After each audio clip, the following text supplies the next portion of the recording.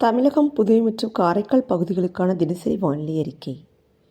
கடந்த 24 மணி நேரத்திற்கான வானிலை தொகுப்பு. தமிழகத்தில் ஒரு சில இடங்களில் மழை பெய்துள்ளது.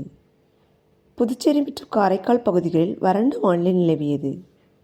கடந்த 24 மணி நேரத்தில் பதிவான மழையளவு: கன்னியாகுமரி சிவலோகத்தில் 2 சென்டிமீட்டரும், கன்னியாகுமரி பெருஞ்சாணி, புத்தன் அணை, சிற்றாறு, ராமநதி, தென்காசி, திருநெல்வேலி மாஞ்சோலை, கன்னியாகுமரி பேச்சிப்பாறை, திருநெல்வேலி ஊத்து ஆகிய பகுதிகளில் தலா 1 சென்டிமீட்டர் அளவிற்கு மழை பதிவாகியுள்ளது.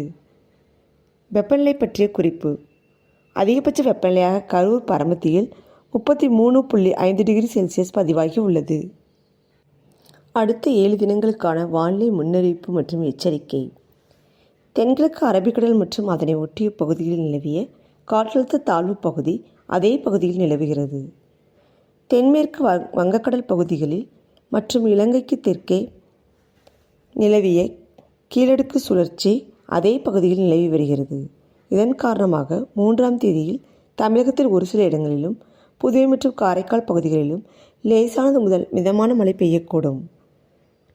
4ஆம் தேதியில் தமிழகத்தில் ஒரு சில இடங்களிலும், புதுவை மற்றும் காரைக்கால் பகுதிகளிலும் லேசானது முதல் மிதமான மழை பெய்யக்கூடும். நீலகிரி மற்றும் தேனி மாவட்டங்களில் ஒரு சில இடங்களில் கனமழை பெய்ய வாய்ப்புள்ளது. 5ஆம் தேதியில் தமிழகத்தில் ஒரு சில இடங்களிலும், புதுவை மற்றும் காரைக்கால் பகுதிகளிலும் லேசானது முதல் மிதமான மழை பெய்யக்கூடும். நீலகிரி மாவட்டத்தில் ஒரு சில இடங்களில் கனமழை பெய்ய வாய்ப்புள்ளது. 6ஆம் தேதியில் தமிழகத்தில் ஒரு சில இடங்களிலும், புதுவை மற்றும் காரைக்கால் பகுதிகளிலும் லேசானது முதல் மிதமான மழை பெய்யக்கூடும். 7ஆம் தேதியில் தமிழகத்தில் ஒரு சில இடங்களிலும், புதுவை மற்றும் காரைக்கால் பகுதிகளிலும் லேசானது முதல் மிதமான மழை பெய்யக்கூடும். ராமநாதபுரம், புதுக்கோட்டை, தஞ்சாவூர், திருவாரூர், நாகப்பட்டினம் மாவட்டங்களில் ஒரு சில இடங்களில் கனமழை பெய்ய வாய்ப்புள்ளது.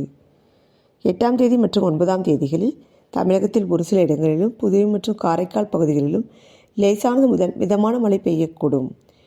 சென்னை மற்றும் புறநகர் பகுதிகளுக்கான வானிலை முன்னறிவிப்பு.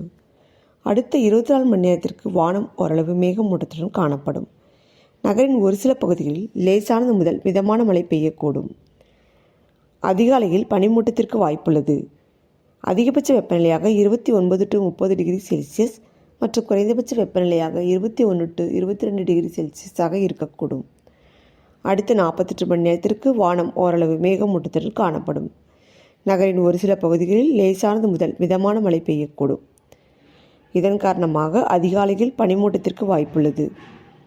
அதிகபட்ச வெப்பநிலையாக 30 டிகிரி செல்சியஸ் மற்றும் குறைந்தபட்ச வெப்பநிலையாக 21 to 22 டிகிரி செல்சியஸாக இருக்கக்கூடும். மீனவர்களுக்கான எச்சரிக்கை.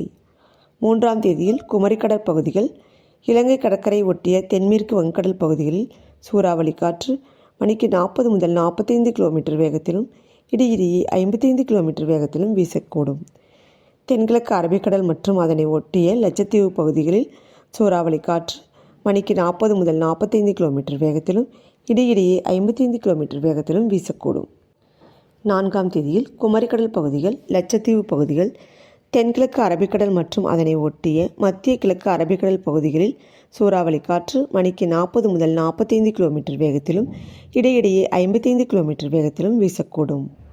5ஆம் தேதி மற்றும் 6ஆம் தேதிகளில் லட்சத்தீவு பகுதிகள், தென்கிழக்கு அரபிக்கடல் மற்றும் அதனை ஒட்டிய மத்திய கிழக்கு அரபிக்கடல் பகுதிகளில் சூறாவளி காற்று மணிக்கு 40 முதல் 45 கிலோமீட்டர் வேகத்திலும், இடையிடையே 55 கிலோமீட்டர் வேகத்திலும் வீசக்கூடும்.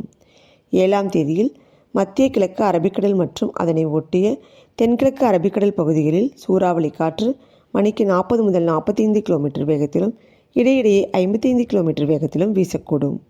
மேற்குறிப்பிட்ட நாட்களில் மீனவர்கள் பகுதிகளுக்கு செல்ல வேண்டாம் என்று அறிவுறுத்தப்படுகிறார்கள்.